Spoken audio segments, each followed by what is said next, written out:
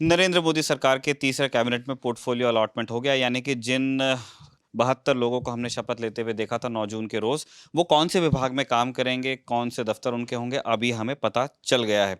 फिलहाल जानकारी सूत्रों के हवाले से आ रही है, लेकिन विश्वस्त सूत्र हैं।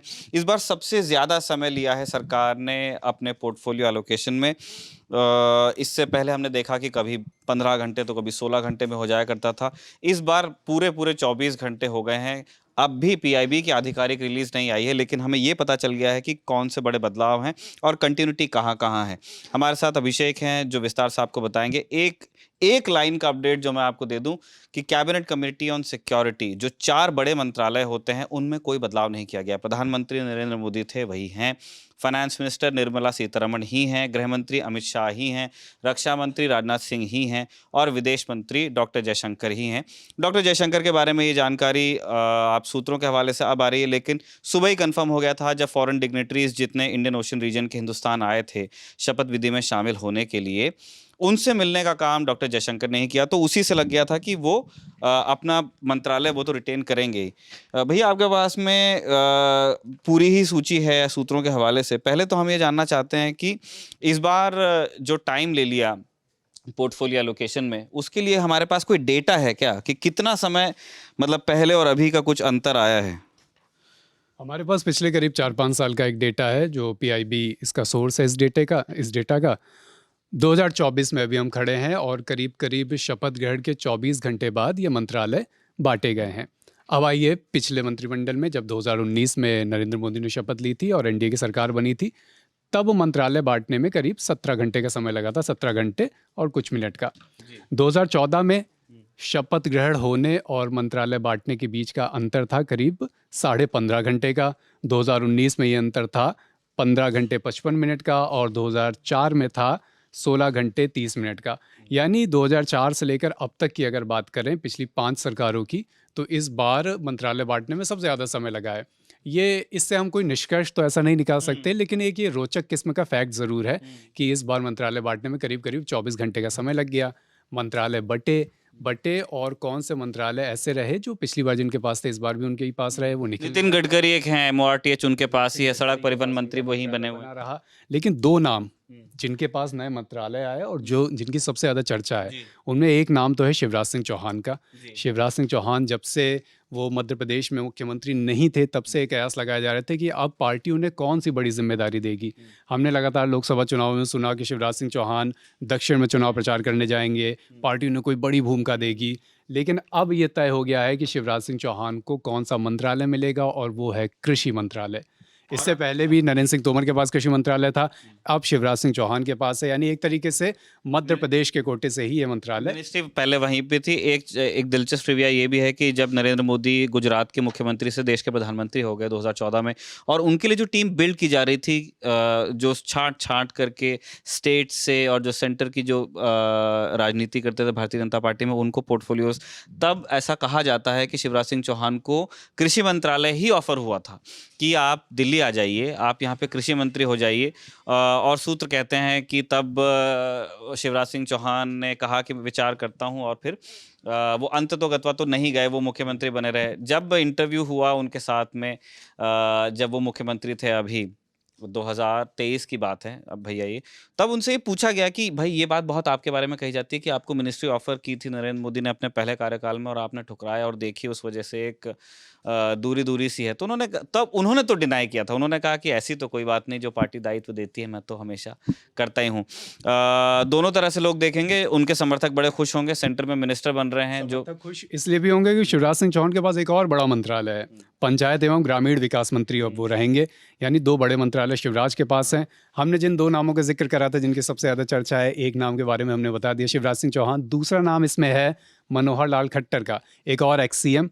वो भी जब हरियाणा से हटे, जब से हरियाणा में नायब सिंह सैनी मुख्यमंत्री बने, तब से लगातार चर्चा थी कि अब मनोहर लाल खट्टर को कहाँ अकोमोडेट किया जाएगा। उन्हें मिला है ऊर्जा मंत्रालय और शहरी विकास मंत्रालय। ये रेल मंत्रालय का अपने को पता है क्या आइडिया सब? क्योंकि जैसे ही ये हुआ था कि जदयू जैसे ही आई गठबंधन में, तब कहा गया कि भाई रेल मंत्रालय अब बीजेपी के पास रहेगा नहीं। सूचना ये आ रही है कि अश्विनी वैष्णव ने रिटेन किया है रेल मंत्रालय। इसका मतलब थोड़ा सा पक्का मन नरेंद्र मोदी सरकार ने दिखाया है, क्योंकि ये मान के चला जा रहा था कि जैसे ही, और जब देर हो रही थी तो हर तरह की बातें हो रही थी। एनसीपी की तरफ से कहा गया था एक दिन पहले कि हमें जो पोर्टफोलियो अलॉकेट हो रहे हैं, जो ऑफर आया है, उन्होंने कह दिया कि भाई ये तो गरिमा से नीचे है और इस बारे में हम लोग विचार करेंगे। उन्होंने कहा कि मेरे लिए डिमोशन, प्रफुल्ल पटेल का बयान था एनसीपी की ओर से, कि भाई ये तो मेरे लिए डिमोशन जैसा। आज हमने देखा कि एनसीपी से ये जो बात थी वो शिवसेना तक चली गई, शिंदे फैक्शन, वहां से एक सांसद का बयान आ गया कि आप बिहार में देखिए, आप यूपी में देखिए पार्टियों को किस तरह पोर्टफोलियो एलोकेशन हुआ है और हमको क्या मिल रहा है यहाँ पे। बाद में फिर जब वो बयान वायरल होने लगा, सब जगह चलने लगा, तब जाके श्रीकांत शिंदे सामने आते हैं, मुख्यमंत्री के पुत्र और सांसद भी हैं, और वो कहते हैं कि ऐसी कोई बात नहीं है, हमारा अनकंडीशनल सपोर्ट है। मैं ये कहना चाह रहा था, रेल मंत्रालय मैंने इसलिए पूछा क्योंकि जब एलाइज आते हैं तब ये कहा जाता है कि जो भी जहाँ पे ऐसे मंत्रालय होते हैं जो मलाईदार होते हैं, जिसमें ठेके निकलने की बढ़िया संभावना होती है, भूतल परिवहन वैसा ही मंत्रालय है, रेल मंत्रालय वैसे ही मंत्रालय, मिनिस्ट्री ऑफ शिपिंग हो गया, तो जहाँ पे भी लगातार आप ठेके निकाल सकते हैं, जो भी मंत्रालय वैल्यू जनरेट करते। अब जैसे पर्यावरण मंत्रालय है, पर्यावरण मंत्रालय में आप कितने आप कितने नए प्रोजेक्ट्स लाने का आपके पास में मौका होता है, कम गुंजाइश होती है। इसीलिए जो एलाइज होते हैं उनका जोर ये अर्बन डेवलपमेंट हो गया, वो लुक्रेटिव मिनिस्ट्रीज की तरफ जाते हैं। लेकिन ये इसका अश्विनी वैष्णव ने मिनिस्ट्री फॉर रेलवेज रिटेन किया है, इंफॉर्मेशन ब्रॉडकास्टिंग, और आईटी उनके पास में पहले भी था, आईटी उनके पास में अभी भी है। एक चीज़ और नोट करने वाली थी, ऐसा लग गया था कि अश्विनी वैष्णव रिटेन करेंगे कैसे। नरेंद्र मोदी का जब शपथ ग्रहण हुआ और उनके साथ में उनके कैबिनेट का भी, तब हमने देखा कि पूरे देश से वंदे भारत के जो लोको पायलट्स थे उनको न्योता दिया गया था, और प्राइम मिनिस्टर ने अपने प्रचार में भी वो खूब वंदे भारत को प्लग इन करते हैं, ज़्यादातर गाड़ियों को खुद हरी झंडी दिखाते हैं। तो मुझे लगता है कि काफ़ी कन्विंसिंग हुई होगी, उन्होंने लोगों को समझाया होगा कि नहीं, ये एक मिनिस्ट्री है जो हम रिटेन करना चाहते हैं, हमारा कुछ विचार है, और उस व्यक्ति को उन्होंने पहले से चुन रखा होगा। उसके नतीजे में ही हम अश्विनी वैष्णव को देख रहे हैं। हम आपको भैया हम बता रहे थे कि बड़ा नाम ये भी है कि चूंकि अब अश्विनी वैष्णव को कौन कौन से मंत्रालय मिलेंगे ये स्पष्ट हो गया है, और ये भी स्पष्ट हो गया है कि अनुराग ठाकुर इस बार कैबिनेट में नहीं होंगे, यानी पार्टी उन्हें संगठन में कोई बड़ी भूमिका दे सकती है। इसके पीछे एक बड़ा फैक्टर ये भी बताया जा रहा है कि जेपी नड्डा की कैबिनेट में वापसी हुई है। आप जानते हैं कि अब तक भारतीय जनता पार्टी के राष्ट्रीय अध्यक्ष थे, लेकिन जेपी नड्डा अब स्वास्थ्य मंत्रालय संभालेंगे, अनुभवी हैं इस मंत्रालय में, पहले स्वास्थ्य मंत्रालय भी स्वास्थ्य मंत्रालय संभाल चुके हैं। अब वो उनकी संगठन से कैबिनेट में वापसी हुई है, और कैबिनेट से संगठन में कौन जा सकता है? अनुराग ठाकुर। आप कहेंगे इन दोनों नामों को क्यों जोड़ा जा रहा है? क्योंकि ये दोनों हिमाचल प्रदेश से आते हैं, दोनों भारतीय जनता पार्टी के पुराने चावल हैं। भैया अब हम आधिकारिक, अब तक हम सूत्रों के हवाले से बता रहे थे, जब इस वीडियो की रिकॉर्डिंग हो रही थी उसी बीच नावेद हमारे साथ ही अपना लैपटॉप ले आए। 7:37 पर प्रेस कम्युनिक आया है पीआईबी की तरफ से, जो राष्ट्रपति का सचिवालय है उनके हवाले से पीआईबी ने अब जानकारी प्रकाशित की है अपनी आधिकारिक वेबसाइट पे, जिसे हम आधिकारिक सूचना मानेंगे इस कैबिनेट में मंत्रिमंडल के अलॉटमेंट की। तो अगर आप ये देखें कि प्राइम मिनिस्टर की शपथ हुई थी 7:20 के करीब ना जी, 7:20 के करीब, और अभी 7:37 का ये प्रेस कम्युनिक है, तो आप लगा लीजिए कि 24 घंटे से भी कुछ मिनट ज़्यादा का समय लग गया। लेकिन अब पूरी लिस्ट है। सबसे पहले नरेंद्र मोदी, वो प्राइम मिनिस्टर हैं, उसी के साथ जो ministry of personnel public grievances and pensions, ये होता ही है क्योंकि ये विभाग पीएमओ के अंदर, आपके सारे जो सर्विसेज हैं सारी इस डिपार्टमेंट के अंदर आती हैं। डिपार्टमेंट ऑफ एटॉमिक एनर्जी, ये प्रायः प्रधानमंत्रियों के पास रहने वाला मिनिस्ट्री है, उन्हीं के पास है। Department of space, all important issues और दूसरे पोर्टफोलियो जो एलोकेट नहीं हुए हैं। इसके बाद आप एक लाइन से अब चलते हैं, हम कैबिनेट मिनिस्टर्स पे आ जाते हैं। सबसे पहले हैं राजनाथ सिंह, ये हैं रक्षा मंत्री थे, रक्षा मंत्री हैं, कंटिन्यू कर रहे हैं। इस तरह की अटकलें थी कि अगर प्रचंड बहुमत आता है तो राजनाथ सिंह को कोई नई जिम्मेदारी दी जा सकती है। लोग ये भी कहते थे कि वो लोकसभा के स्पीकर हो जाएंगे, लेकिन ऐसी कोई चीज़ हुई नहीं है, वो रक्षा मंत्री बने हैं। दूसरे नंबर पर अमित शाह हैं, ये गृह मंत्री हैं, केंद्रीय गृह मंत्री, और ये मिनिस्टर फॉर कोऑपरेशन भी, जो सहकारिता मंत्रालय नया 2021 में लाया गया, ये उसके मंत्री हैं। जेपी नड्डा, अच्छा तीसरे नंबर पे नितिन गडकरी का नाम है, ये रहेंगे minister of road transport and highway, जो मंत्रालय था। इनको 2 एमओएस भी मिले हैं, अजय टम्टा और हर्ष मल्होत्रा। अजय टम्टा जो कि अल्मोड़ा से सांसद है, अल्मोड़ा सुरक्षित सीट है। हर्ष मल्होत्रा जो आप जानते हैं कि दिल्ली से सांसद बने। एमओएस वैसे इनको भी मिले होंगे, राजनाथ सिंह, अमित शाह, बड़ी मिनिस्ट्री में एमओएस आते हैं। चौथे नंबर पे जेपी नड्डा है, आपने बताया कि वो आपके स्वास्थ्य मंत्री हैं, और वो साथ में minister of chemicals and fertilisers भी रहेंगे। जो इसके बाद शिवराज सिंह चौहान का नाम है, आपने बता दिया था कि वो कृषि मंत्री हैं, और रूरल डेवलपमेंट पंचायती राज भी उनके पास है। निर्मला सीतारमण का नाम छठे नंबर पे है, ये minister of finance and minister of cooperate affairs, वित्त मंत्रालय इनके पास था, वित्त मंत्रालय इनके पास में है। डॉक्टर जयशंकर का नाम 7वें नंबर पर है, मिनिस्टर ऑफ एक्सटर्नल अफेयर्स, इसमें भी इनके पास में 2 एमओएस होंगे मेरे हिसाब से। 8वें नंबर पे मनोहर लाल खट्टर हैं, minister of urban affairs and housing, और मिनिस्टर ऑफ पावर, जो मैं ठेके वाला मंत्रालय कह रहा था ना भैया, ये दोनों मतलब उस श्रेणी में आते हैं। और मनोहर लाल खट्टर के भी एमओएस का नाम हमारे पास है, श्रीपद नायक जो कि नॉर्थ गोवा से सांसद हैं। मनोहर लाल खट्टर आप जानते ही हैं कि करनाल से सांसद हैं। एचडी कुमारस्वामी एक और एलआई एनडीए गठबंधन में शामिल हुए चुनाव से पहले, अब सरकार का हिस्सा, मिनिस्टर ऑफ हेवी इंडस्ट्रीज और मिनिस्टर ऑफ स्टील आप बनेंगे। Piyush Goyal minister of commerce and industry, यही मंत्रालय इनके पास में पूर्व में भी था, बस ये राज्यसभा सांसद थे और राज्यसभा में एनडीए के नेता भी थे, माफ़ कीजिए भारतीय जनता पार्टी के नेता थे, और अब और साथ में मंत्री, और अब ये बने, और ये वही मंत्रालय इन्होंने रिटेन किया है। अभी लोकसभा के सांसद हो गए हैं मुंबई नॉर्थ सेंट्रल से, मुंबई नॉर्थ सीट से, माफ़ कीजिए। अगला नंबर है धर्मेंद्र प्रधान का, मिनिस्टर ऑफ एजुकेशन, ये इनके पास पहले भी यही मंत्रालय था ना? इनके पास पहले भी था और अभी संबलपुर से सांसद हैं।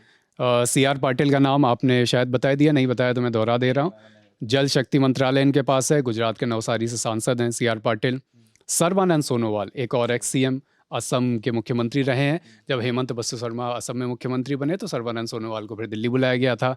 उस समय भी खबरें आई थी कि आश्वासन दिया गया है कि आपको आगे बड़ी कोई जिम्मेदारी दी जाएगी। अब ये डिब्रूगढ़ से जीत कर आए थे, एक बार फिर इनको कैबिनेट में लिया गया है।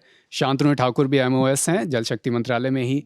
Ram Mohan Naidu civil aviation minister रहेंगे, तीसरी बार श्रीकाकुलम से सांसद बनकर आए हैं। काफ़ी यंग है। हाँ, ये करीब 35-36 के अल्ले पल्ले इनकी उम्र है। और पासवान का भी इसमें नाम, हाँ आप कंटिन्यू करिए फिर आगे बढ़ते हैं। हाँ नहीं, आप बताइए चिराग का बताइए। चिराग पासवान का नाम मैं बस इसमें जोड़ रहा था। और अच्छा। जो खेल मंत्री बने हैं, हाजीपुर से सांसद हैं। आप जानते हैं कि रामविलास पासवान के वो पुत्र हैं, तो उनको इस बार खेल मंत्री बनाया। अच्छा भैया, अपन बात कर रहे थे कि जदयू को रेल मंत्रालय जाता है कि नहीं। ललन सिंह का नाम मेरे सामने है 13वें नंबर पे, ये है मिनिस्टर ऑफ पंचायती राज। अच्छा, हमने शिवराज सिंह चौहान को पंचायती राज मिनिस्टर कहा था, वो नहीं है, वो मिनिस्टर ऑफ रूरल डेवलपमेंट बने हैं, ग्रामीण विकास मंत्री बने हैं, और साथ में कृषि मंत्री बने हैं। और पंचायती राज गया है, जैसा हमने आपको अभी बताया, ललन सिंह को, और ललन सिंह बनेंगे पंचायती, और उनको एक और मिनिस्ट्री मिली है, मैं कहाँ भूल गया उनको, और ये हैं minister of fisheries, animal husbandry and dairy, माने डेयरी, मत्स्य पालन और एनिमल हस्बेंड्री, पशुपालन मंत्री ये हैं। अब देखते जदयू से जो दूसरे नेता हैं उनका भी देखना पड़ेगा उनको क्या मिला है। जीतन राम मांझी, ये minister of micro small and medium MSME के मिनिस्टर बनेंगे। अगर क्रम के अनुसार हम चलेंगे 14-15, डॉक्टर वीरेंद्र कुमार, ये सामाजिक अधिकारिता मंत्रालय में मंत्री रहेंगे, minister of social justice and empowerment, जिसके ये इस मंत्रालय में पहले रामदास आठवले को हमने देखा था। देखते हैं कि उनका इस बार उन्होंने शपथ नहीं लिए मेरे हिसाब से, रामदास आठवले नहीं लिए, जबकि आरपीआई गठबंधन की साथी है। अगला जो आप तमाम दिलचस्प शेर व शायरियाँ सुनते थे वो आपको हाँ लोकसभा में तो सुनने को मिलेगी, लेकिन बतौर मंत्री इस बार रामदास अठावले से सुनने को नहीं मिलेगी। हाँ, मतलब वो राज्यसभा सांसद हैं, वो राज्यसभा में तो रहेंगे और वहाँ से अब वो अपनी बात कहते रहेंगे, पर वो मंत्रिमंडल में नहीं। अभी हम कैबिनेट गिना रहे हैं आपको ना। सर्वन सोनोवाल आपने बता दिया, ये श्री किंजरप्पू राम मोहन नायडू, अच्छा है, सिविल एविएशन आपने। प्रहलाद जोशी, संगठन में एक बड़ा नाम, ये बने हैं minister of consumer affairs, food and public distribution, और minister of new and renewable energy. इसके बाद जुअल ओराम है, उड़ीसा से, minister of tribal affairs. Giriraj Singh, इनको मिनिस्टर ऑफ टेक्सटाइल बनाया गया है बेगूसराय से। हाँ, काफ़ी दिलचस्प है। गिरिराज सिंह बिहार के पुराने नेता हैं, और इनके अलावा की तरह देखूंगा मैं इसे। हाँ बिल्कुल।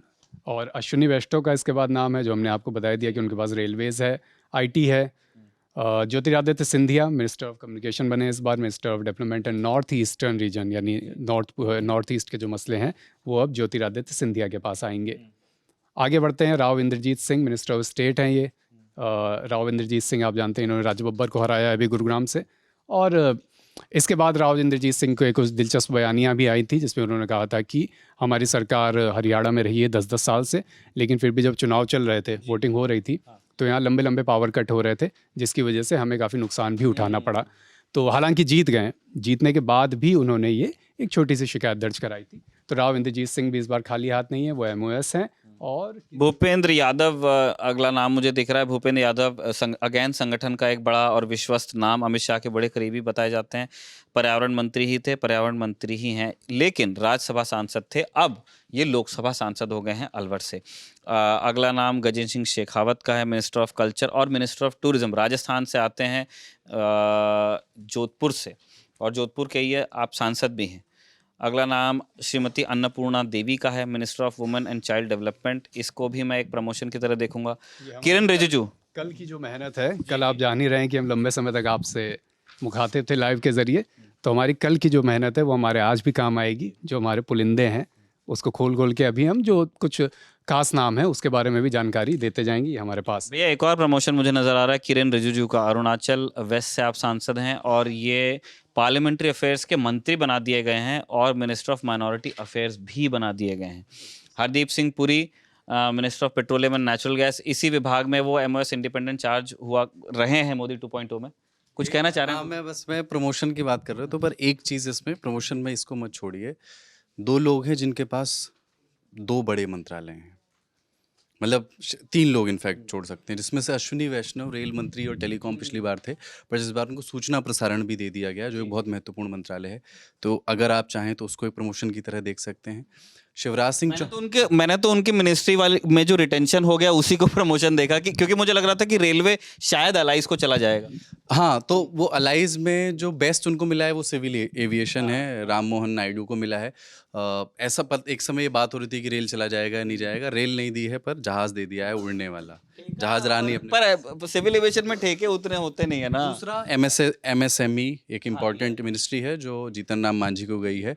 तो सबसे ज़्यादा लोग ये जानना चाहते थे कि TDP और JDU को क्या मिलेगा, JDS को क्या मिलेगा, इसको लेकर इतनी सुगबुगाहट नहीं थी। TDP और JDU ज़्यादा इंपॉर्टेंट अलाई है नंबर्स के पॉइंट ऑफ व्यू से, तो वो है सिविल एविएशन और MSME। इसकी कुर्बानी भारतीय जनता पार्टी ने कर दी है अपने अलाइज के लिए। शिवराज सिंह चौहान के पास 2 मंत्रालय हैं और ML खट्टर के पास 2 मंत्रालय हैं। दोनों पहली बार के केंद्र में मंत्री हैं नरेंद्र मोदी की सरकार में। तो ये 3 लोगों को मैं पावरफुल मिनिस्टर्स के तौर पर देख रहा हूँ। CCS के मिनिस्टर्स के अलावा, जो कैबिनेट कमेटी ऑन सिक्योरिटी है उसमें जो मंत्रालय आते हैं, उनके अलावा ये 3 लोग भी पावरफुल मिनिस्ट्रीज इनके पास हैं। तभी इस पे बात होनी। और मैं थोड़ा सा ये एक्साइटेड हूँ कि शिवराज सिंह चौहान कृषि मंत्री के तौर पर कैसा काम करेंगे, क्योंकि आप देखें कि जो पिछला कार्यकाल था नरेंद्र मोदी सरकार का, उसमें एक किस्म का फार्मर्स डिस्ट्रेस रहा है। ख़ासतौर से हरियाणा, पंजाब, राजस्थान के कुछ अंचलों में एक बड़े स्तर पर किसान प्रदर्शन हुए हैं।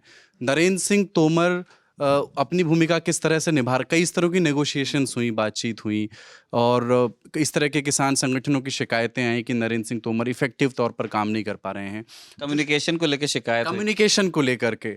तो इस समय देश को एक विनम्र कृषि मंत्री की ज़रूरत थी, और शिवराज सिंह चौहान जिस इज अ गुड पिक उस हिसाब से जिस राजनीतिक शैली के वो व्यक्ति हैं, जो उनकी आखिरी तस्वीर छवि में है वो एक दलित के पांव धोते हुए मुख्यमंत्री की है। तो वो एक इंटरेस्टिंग पिक है। वो मैं देखना चाहूंगा कि कृषि मंत्री के तौर पर शिवराज सिंह चौहान कैसा काम करते हैं। उसमें बस एक चीज़ उसमें कुलदीप देखने वाली रही होगी कि शिवराज सिंह चौहान की जो विनम्रता है उसमें उनको इस बात का बेनिफिट मिलता था कि एक उनको सीनियरिटी अच्छी खासी तगड़ी थी, पूरी ब्यूरोक्रेसी जो उनके साथ काम करती थी, वो बच्चे थे जब वो चीफ मिनिस्टर बन के पहली बार में आए थे, और वो लोग तब से उनको देख रहे थे, और फंड्स का डिसबर्सल पूरी तरह से उनके हाथ में था। आज आप देखिए वो कृषि मंत्री बने, लेकिन उनका नाम कृषि मंत्री का अनाउंस होता उससे पहले प्राइम मिनिस्टर ने डिसबर्सल कर दिया है। तो दोनों चीजें काम करती हैं, एक आपका कम्युनिकेशन और कितने फैसले आप अपने मिनिस्ट्री में लेते हैं जो आपसे एसोसिएट होते हैं। वो अब क्या है कि मतलब PMO कैसे काम करता है, I am sure Shivraj Singh Chouhan ने डायरेक्टली PMO के अधीन काम नहीं किया है, बट उन तक सूचनाएं, जानकारी उन्हें मालूम है कि वो कैसे काम करता है। शिवराज सिंह चौहान को बतौर मुख्यमंत्री स्वतंत्र रूप से फैसले लेने की आदत रही है, बट जो नया सेटअप है, जहाँ इसमें कोई दो राय नहीं है कि ताकतवर PMO वाली सरकार शुरू से रही है नरेंद्र मोदी वाली, इस सरकार के साथ एडजस्ट करने में उस स्तर के अनुभवी नेता को कोई खासी दिक्कत नहीं आएगी। लेकिन मैं सिर्फ अगेन किसी भी तरह के नेगोशिएशंस और किसान संगठन, किसान उनको किस भाव से देख रहे हैं, एक पारिवारिक किस्म का जो राजनीति में कई बार छवि बहुत महत्वपूर्ण होती है, और उन्होंने अपनी मामा की जो छवि गढ़ी है, महिलाओं में लोकप्रिय रहे हैं, वो छवि विनम्र और अप्रोचेबल रहने की अब उनको किसानों संगठनों के सामने गढ़नी होगी। मतलब वो एक चुनौती होगी उनके सामने, बट वो मतलब बहुत इंटरेस्टिंग चॉइस है कृषि मंत्री के लिए। और मैं ये भी देखना चाहता हूँ कि वो एमपी से आते हैं जहाँ पे इन जनरल बहुत प्यार से ही बात, भोपाल के आसपास का जो इलाका है जहाँ पे ज़्यादातर टाइम हमारे चीफ मिनिस्टर्स गुजारते हैं, अगर वो टूर पे ना हो तो आपको बात प्यार से ही करते हैं। अब उनको डील करना है यहाँ पे पंजाब और हरियाणा के जो किसान नेता हैं जिनका अपना एक अंदाज है, वो जब प्यार से भी कुछ कहते हैं तो ऐसा लगता है कि नहीं, कुछ ऐसा ठिठक से जाता है आदमी जो नया होता है पहली बार। तो वो बातचीत कैसी होगी वो हमको देखने को मिलेगी। जो मतलब मैं जब आप लोग अपनी पूरी चर्चा कर लें तो जो सबसे महत्वपूर्ण कैबिनेट मंत्रालय हैं उन पर एक एक बार ये तय करें कि ये पिक जो किए गए हैं, हम अंदाज़ा ही लगा सकते हैं, अनुमान लगा सकते हैं, बट उनके राजनीतिक अनुभव, उनके इसके पहले उन्होंने जिस तरह के काम किए हैं, जिस तरह की एलिजिबिलिटी, जिस तरह की योग्यताएं लेकर के वो मंत्री परिषद में आए हैं, उस लिहाज से भी एक बार उसको देखना चाहिए। मैं सूचना प्रसारण मंत्रालय अश्विनी वैष्णव को दिए जाने को लेकर के भी बहुत लुक फॉरवर्ड कर रहा हूँ कि किस तरह की नई चीज़ें होती हैं, क्योंकि रेल उन्होंने रिटेन किया है, टेलीकॉम किसी और को चला गया है। तो एक बार आप पहले पूरी लिस्ट पूरी कर लीजिए, पर जो महत्वपूर्ण मंत्रालय हैं और उसके लिए जिन मंत्री जो बदले गए हैं, जो नए लोगों के पास पहली बार पहुंचे हैं, वो उनकी राजनीतिक शैली से कितने मुफीद हैं, इस पर थोड़ी सी बातचीत कीजिएगा। ठीक है, अश्विनी वैष्णव बड़े ज़हीन हैं, काफ़ी सारी उन्होंने जो एमएनसीज हैं वहाँ पे बड़े बड़े प्रोजेक्ट्स को लीड किया है। सेंटर में वो सेक्रेटरी रहे हैं, अटल बिहारी वाजपेयी के भी फिर बाद में सचिव रहे, तो एक्सपीरियंस की कोई कमी नहीं है, लेकिन हमें देखना है कि वो दफ्तर में किस तरह काम करते हैं। भैया, आप लोग शिवराज की बात कर रहे थे और कैसे कृषि मंत्रालय उनका जो स्टाइल ऑफ पॉलिटिक्स है, उनका जो मिजाज है, उसको सूट कर सकता है, ऐसा अंदाज़ा लगाया जा सकता है। इस पर भी आपने बात की। मुझे एक 2015 की बात याद आई। मध्य प्रदेश के झाबुआ में एक सिलेंडर ब्लास्ट सा हुआ था, उसमें कई लोग घायल हुए थे, 80-90 लोग घायल हुए थे। शिवराज सिंह चौहान मुख्यमंत्री थे, वो वहाँ पहुँचे झाबुआ में, तो बड़ा गुस्सा था लोगों में, खासकर महिलाओं में। तो एक तरीके से घेर लिया गया उन्हें। मुझे याद है उस समय वहाँ पर जो अखबार, 2-3 बड़े-बड़े अखबार हैं मध्य प्रदेश के, उनमें पहले पेज पर फ़ोटो छपी थी कि शिवराज सिंह चौहान एक बड़ी भीड़ के बीच में बिल्कुल अकेले खड़े हुए हैं, और उनके बॉडीगार्ड लगातार, जो पत्रकारों ने बताया, लगातार कह रहे थे कि यहाँ से अब चलिए, यहाँ रुकते नहीं हैं क्योंकि लोग काफ़ी गुस्से में हैं। लेकिन शिवराज सिंह चौहान वहाँ पे रुके, जो महिलाएं थीं उन्होंने उनसे बात की, और शिवराज सिंह चौहान की कई तस्वीरें भी वहाँ से आई जहाँ वो वहीं ज़मीन पर ऐसे जो हम लोग बैठ जाते हैं किसी की बात ध्यान से सुनते हुए, उस तरह से बैठ के लोगों की बातें सुन रहे थे। और जब वो वहाँ से आधे पौन घंटे बाद गए तो लोगों को एक थोड़ा ये राहत मिल गई थी, जो उनका एक्सट्रीम, एक बार सीएम से बात हो, हाँ, हमारी सुनवाई हो जाएगी, जो भी हो पाएगा वो किया जाएगा। तो वो उनका एक स्टाइल ऑफ पॉलिटिक्स है, और शायद इसी को लिए उन्हें कृषि मंत्रालय दिया गया है कि आगे किसान आंदोलन का भी एक बैकग्राउंड रहा है अभी पिछले 1-2 साल में, तो आगे कुछ इसमें काम हो सके। ठीक है, आगे चलते हैं भैया। डॉक्टर मनसुख मांडविया हैं, आप गुजरात से आते हैं और ये बने हैं minister of labour and employment, और साथ में बने हैं खेल मंत्री भारत के, minister of youth affairs and sports. G Kishan Reddy हैं, ये बने हैं कोयला मंत्री, और साथ में खनन मंत्रालय भी इनके पास ही है। प्राय ये दोनों मिनिस्ट्री किसी एक व्यक्ति को ही दी जाती है। चिराग, यहाँ पर एक करेक्शन भी है, क्योंकि अभी कुछ समय पहले जानकारियाँ जो फिल्टर हो के आ रही थी, उसके आधार पे हमने बताया था कि चिराग पासवान को खेल मंत्रालय मिल सकता है, लेकिन चिराग पासवान खाद्य प्रसंस्करण मंत्रालय, और CR पाटिल भैया बता चुके हैं मिनिस्टर ऑफ जल शक्ति है। हम MOS, अब हम थोड़ा सा स्पीड से बताएंगे कि MOS कौन कौन है। राव इंद्रजीत सिंह बने हैं MOS, ये बने हैं मिनिस्ट्री ऑफ स्टेटिस्टिक्स में, और बने हैं मिनिस्ट्री ऑफ प्लानिंग में, मिनिस्ट्री ऑफ कल्चर में। डॉक्टर जितेंद्र सिंह हैं, ये ministry of science and technology, independent charge है इनके पास में। ये जितेंद्र सिंह हैं, वो हैं जिनके पास मोदी 2.0 में ये PMO में मंत्री थे, और इस बार भी MOS हैं PMO में। मिनिस्टर ऑफ स्टेट ये बने हैं मिनिस्ट्री ऑफ अर्थ साइंसेस के, मिनिस्टर ऑफ स्टेट DOPT वाला जो विभाग है इनके पास में है MOS, उसमें बन रहे ministry of personnel public grievances pensions. Basically जो प्राइम मिनिस्टर के जितने भी डिपार्टमेंट्स हैं वहाँ ये MOS हैं।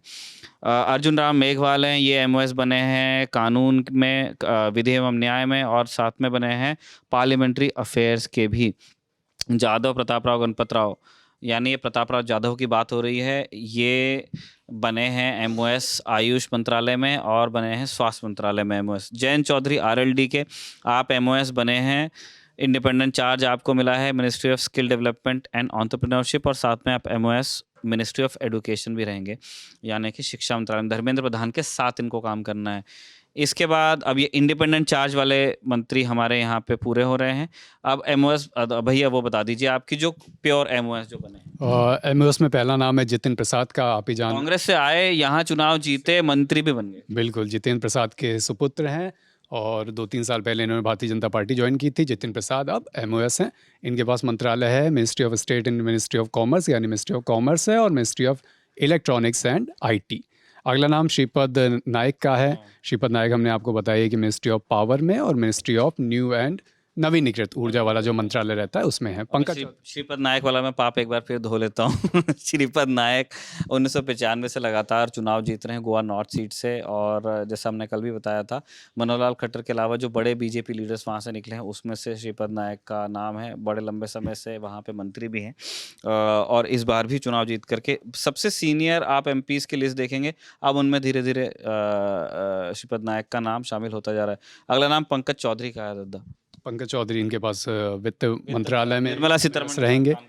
कृष्णपाल, इनको अमित शाह के साथ काम करना है मिनिस्ट्री ऑफ कोऑपरेशन में, सहकारिता मंत्रालय में ये एमओएस बनेंगे। और रामदास अठावले, हमने अभी इनके नाम का जिक्र भी करा था, ये एमओएस हैं इस बार सोशल जस्टिस एंड एम्पावरमेंट, सामाजिक न्याय विभाग में। इसका मतलब हम भूल सुधार कर लेते हैं, कल रामदास आठवले की भी शपथ हुई थी। हमने थोड़ी देर पहले कहा कि उन्होंने शपथ नहीं ली, उन्होंने शपथ ली है। अगला नाम श्री रामनाथ ठाकुर का है। Ramnath Thakur ministry of agriculture and farmers welfare में है। शिवराज सिंह चौहान के साथ काम करेंगे। Nityanand Rai ministry of home affairs में है, पहले भी थे, ये 5 साल एमओएस गृह मंत्रालय में रहे, अभी बिहार के मंत्री हैं, आप जानते हैं। अनुप्रिया पटेल उत्तर प्रदेश की मंत्री हैं, मिर्ज़ापुर से आती हैं। ये हैं MoS health and family welfare में, chemicals and fertilizer. JP Nadda के साथ आएंगी। अब बड़े बड़े नामों पे चलते रहते वी सुमन्ना, ये एमओएस हैं जल शक्ति में और रेल मंत्रालय में। डॉक्टर चंद्रशेखर पेमासानी हैं, आप एमओएस बनेंगे रूरल डेवलपमेंट में और कम्युनिकेशन में। Doctor professor SP Singh Baghel हैं, आप एमओएस बनेंगे एनिमल हस्बेंड्री, फिशरी, डेयरी में और पंचायती राज में। शोभा करंदलाजे ये हैं एमओएस एमएसएमई में और एमओएस हैं लेबर और एम्प्लॉयमेंट में। बेंगलुरु नॉर्थ से बेंगलुरु नॉर्थ से कीर्तिवर्धन सिंह एमओएस हैं एनवायरनमेंट, फॉरेस्ट और क्लाइमेट चेंज, पर्यावरण और वन मंत्रालय जिसे कहा जाता है। और एक्सटर्नल अफेयर्स के एमओएस हैं कीर्तिवर्धन एक, यानी इन्हें डॉक्टर जयशंकर के साथ और भूपेंद्र यादव के साथ काम करना है। बीएल वर्मा, आप एमओएस हैं फूड और पब्लिक डिस्ट्रीब्यूशन में, कंज्यूमर अफेयर्स और साथ में सामाजिक अधिकारिता में भी। शांतनु ठाकुर हैं एमओएस पोर्ट शिपिंग और वाटरवे के। सुरेश गोपी केरला, इनके बारे में खबर चल गई थी कि भैया ये इस्तीफा दे रहे हैं। हाँ, आज सुबह से सुर्खियों में रहे हैं कि ऐसा मीडिया में खबरें आई कि सुरेश गोपी ने कहा है कि मैं तो उम्मीद भी नहीं कर रहा था कि मुझे मंत्री बनाया जाएगा, मंत्री बना दिया गया है, लेकिन मैं चाहूँगा नहीं कि आगे इसे कंटिन्यू करूँ। मुमकिन है कि मैं आगे इस्तीफा दे दूँ क्योंकि मेरी तमाम अन्य व्यस्तताएँ भी हैं, जैसे कि मेरी फिल्मों में व्यस्तता। इनका नाम इसलिए भी महत्वपूर्ण है क्योंकि केरल से जो एक सीट भारतीय जनता पार्टी को मिली है वो सुरेश गोपी ने ही निकाल के दी है, त्रिशूर से। लेकिन ये सारी खबरें आई ही थी कि इसके कुछ घंटों में इन्होंने एक ट्वीट किया, उसमें बाकायदा इन्होंने लिखा कि भाई ऐसा कुछ भी नहीं है। खंडन इनका तुरंत ही आया था भैया। अगर साउथ के अब आप पब्लिकेशन देखें ना, वो इन्होंने बहुत जल्दी क्लियर किया, लेकिन वहां से अब जब तक उन्होंने क्लियर किया तब तक के यहाँ हिंदी पट्टी में ब्रेकिंग चली कि इस्तीफा दे रहे हैं ये, और उस चीज को क्लियर होने में बहुत टाइम लगा कि नहीं भैया मैं कहीं नहीं, आज तो पोर्टफोलियो मिलने वाला। ट्वीट करके वो स्पष्ट करना पड़ा। एल मुरुगन है एमओएस आईएनबी में और पार्लियामेंट्री अफेयर्स के। अजय टमटा, ये हमने ये भी जरूरी है क्योंकि ये अपना चुनाव हार गए हैं, मतलब ये सांसद ही हार एमओएस बनाया। अजय टमटा, आप नितिन गडकरी के साथ एमओएस रहेंगे minister of road transport and highway में। मिनिस्ट्री ऑफ होम अफेयर्स में बंदी संजय कुमार, ये अमित शाह के साथ काम करेंगे गृह मंत्रालय में। श्री कमलेश पासवान एमओएस बनेंगे रूरल डेवलपमेंट में, शिवराज सिंह चौहान के साथ काम करेंगे। Bhagirath Chaudhary agriculture and farmers welfare, Shivraj Singh Chouhan वाली मिनिस्ट्री है। सतीश दुबे, आप एमओएस रहेंगे कोल एंड माइंस में। संजय सेठ एमओडी में काम करेंगे, ये राजनाथ सिंह के साथ एमओएस रहेंगे। रवनीत सिंह बिट्टू, आप एमओएस होंगे ministry of food processing industries और मिनिस्ट्री ऑफ रेलवेज में। श्री दुर्गादास उइके, ये बैतूल से आते हैं, एमओएस रहेंगे मिनिस्ट्री ऑफ ट्राइबल अफेयर्स में। और रक्षा निखिल खड़से, ये बीजेपी के नेता हैं, रावेर सीट से, तीसरी बार की सांसद हैं और यूथ अफेयर्स एंड स्पोर्ट्स में रहेंगे, एकनाथ खड़से की बहू हैं। श्री सुकांत मजूमदार, ये एमओएस रहेंगे शिक्षा मंत्रालय में और जो डोनर मिनिस्ट्री होती है नॉर्थ ईस्ट के डेवलपमेंट की, उसमें। सावित्री ठाकुर हैं, ये भी मध्य प्रदेश से आती हैं, एमओएस महिला एवं बाल विकास मंत्रालय में। तोकन साहू, छत्तीसगढ़ को जो एक मंत्री पद मिला है, एमओएस रहेंगे हाउसिंग और अर्बन अफेयर्स में। राजभूषण चौधरी जल शक्ति में एमओएस रहेंगे, सीआर पाटिल के साथ काम करेंगे। श्री भूपति राजू श्रीनिवास वर्मा, ये एमओएस रहेंगे हैवी इंडस्ट्रीज और मिनिस्ट्री ऑफ स्टील में। हर्ष मल्होत्रा दिल्ली से आते हैं, एमओटीएच में रहेंगे नितिन गडकरी के साथ और कॉर्पोरेट अफेयर्स में निर्मला सीतारमण के साथ, 2 मंत्रालयों में एमओएस। निम्बूबेन जयंतीभाई बम्भनिया, ये एमओएस रहेंगी consumer affair, food and public distribution. Murlidhar Mohol, Pune के सांसद, 30 साल बाद पूना शहर को कोई मंत्री मिल रहा है, एमओएस रहेंगे कोऑपरेशन में। अमित शाह के साथ काम करेंगे सहकारिता मंत्रालय में और सिविल एविएशन में एमओएस रहेंगे। और जॉर्ज कुरियन, केरला से आने वाले एक और सांसद जिन्हें मंत्री बनाया जा रहा है, ये माइनॉरिटी अफेयर्स में एमओएस रहेंगे और जो फिशरी एनिमल हस्बेंड्री और डेयरिंग है मंत्रालय, उसमें भी।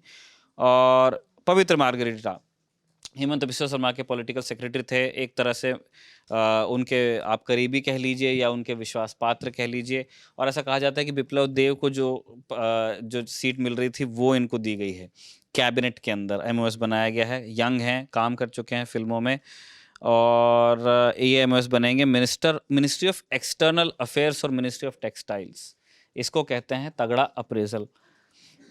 ये लिस्ट है जो हमारे पास में पीआईबी की आधिकारिक रिलीज है, उसके आधार पे हम इसको हमारे डिस्क्रिप्शन में भी डालने वाले हैं, जहाँ पे दर्शक खुद जाकर के देख सकें कि कौन सी मिनिस्ट्री कहाँ पे गई है। पोर्टफोलियो एलोकेशन हो गया है, अब खबर आ रही है, हमारे साथी ने अभी हमें बताया कि शिवराज सिंह चौहान ने तो अपने मंत्रालय में मीटिंग बुला भी ली, कृषि मंत्रालय उन्हें मिला है, अभी वो दिल्ली में ही हैं ऑब्वियसली। और उनकी एक तस्वीर भी आई थी, उन्होंने आज दिल्ली में भी एक पौधा लगाया, तो उससे वो देख करके लगा कि कहीं इनको पर्यावरण एवं वन मंत्रालय के लिए तो फ़ोन नहीं आया, लेकिन फाइनली वो कृषि मंत्री हुए और उन्होंने अपनी बैठक भी बुला ली है। अब धीरे धीरे आप देखेंगे कि जो बाकी भी मिनिस्टर्स हैं वो अपनी बैठकें बुलाने लगेंगे, अपना काम शुरू करेंगे। जो आप 1-1.5 महीने से जो पूरी सरकारी मशीनरी थोड़ा इन्वॉल्व थी चुनाव में, उस हैंगओवर से अब बाहर आना है। सबसे बड़ी जिम्मेदारी निर्मला सीतारमण के पास है, क्योंकि उन्हें अब बजट पेश करना है इस साल के। और मोदी सरकार ऐसा कर चुकी है इससे पहले कि वो पूरक बजट नहीं बोलते हैं, वो बजट ही बोलते हैं उसे, तो वो एक फुल बजट की तरह निकालते हैं। और हमें देखना है कि जिस तरह का रिजल्ट आया है लोकसभा चुनाव का, उसको ध्यान में रखते हुए क्या बजट में कुछ इस तरह के संकेत होते हैं लोगों के लिए कि चीज़ें चेंज हो रही हैं, या जो चुनाव से जो रिज़ल्ट आया है उसको किसी फीडबैक की तरह देखा गया है। लेकिन ये ज़रूर समझ में आता है कि मंत्रालय जिस चीज़ की बात चल रही थी कि बीजेपी को अब पहली बार नेगोशिएट करना पड़ेगा तो प्रेशर में रहेगी, वो ये लिस्ट देख कर के ऐसा लगा नहीं कि बहुत ज़्यादा बड़े लुक्रेटिव मंत्रालय उन्होंने अपने एलाइज को नहीं दिए हैं। इस बड़े मंत्रालय भारतीय जनता पार्टी ने अपने पास ही रखे हैं। ऑब्वियस भी है, जब वो 240 एमपी उनके खुद के हैं तो वो इतना भी नेगोशिएट नहीं करेंगे। लेकिन जो भी तमाम फॉर्मूले आ रहे थे, जैसे 2 दिन पहले तो ये फॉर्मूला आया था कि 3 सांसदों पर 1 मंत्री पद, तो इस नाते जेडीयू के मंत्री पद और टीडीपी के मंत्री पद 3 से 4 बांटने की खबर आई थी कि 3 सांसद तो 1 मंत्री पद आप ले जाइए। लेकिन अब ये लग रहा है कि गठबंधन में भारतीय जनता पार्टी के बड़े जो मंत्रालय हैं वो भी भारतीय जनता पार्टी के पास रहे, और जो लगातार बातें आ रही थी कि 5 से 6 मंत्रालय टीडीपी को या अलग अलग गठबंधन सहयोगियों को मिल सकते हैं, वो भी उतनी ज़्यादा मंत्रालय उनको नहीं मिले हैं फिलहाल। मतलब ये जो पोर्टफोलियो एलोकेशन है भैया, उसको देख के ये भी लगता है कि ना सरकार का संदेश है कंटिन्यूटी, कि आप ये मान के मत चलिए कि अब पूर्ण बहुमत से गठबंधन सरकार अगर आ गई है तो कोई चेंज हुआ है। प्रधानमंत्री वही है, कैबिनेट लगभग वही है, पोर्टफोलियोज लगभग वही हैं, कुछ चीज़ें 100 दिन का एजेंडा तैयार है, तो वो अब शब्दावली में भले एनडीए आता हो, लेकिन जो मोमेंटम था वो कंटिन्यू करना चाहती है सरकार, ऐसा इस पोर्टफोलियो एलोकेशन को देख करके लगता है। इसका एनालिसिस अभी कुछ दिन और चलता रहेगा कि किसको क्या देख करके दिया गया है। जो नए मंत्री हैं या जो पुराने मंत्री अपने विभाग में नए कार्यकाल शुरू कर रहे हैं, वो अपनी अपनी जब बैठकों में फैसले लेंगे तो उनकी जानकारी हम आपको देते रहेंगे। और चलते चलते एक एक अपडेट हम आपको और बता देना चाहते हैं। हमारे पास उमर अब्दुल्ला का ट्वीट हमें नज़र आ रहा है।